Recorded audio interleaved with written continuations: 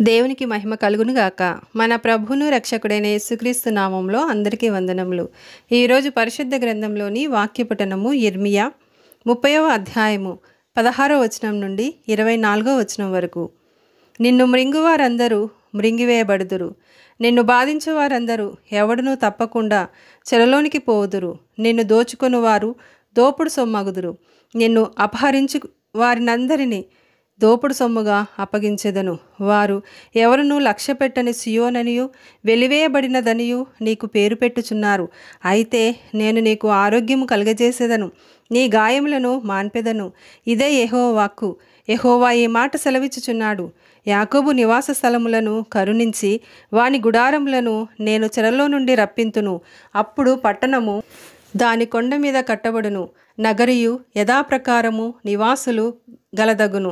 వాటిలో కృతజ్ఞతాస్తోత్రములను సంభ్రమపడువారి స్వరమును వినబడును. జనులు తక్కువ మంది కాకుండా నేను వారిని విస్తరింపచేసేదను, అల్పులు కాకుండా నేను వారిని ఘనులుగా చేసేదను.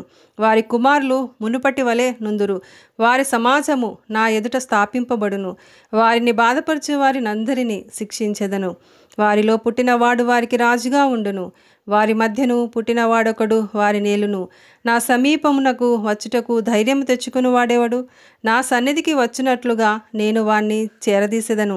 ఇదే యెహోవా వాక్కు. అప్పుడు మీరు నాకు ప్రజలయ్యుందురు, నేను మీకు దేవుడనయ్యుందును.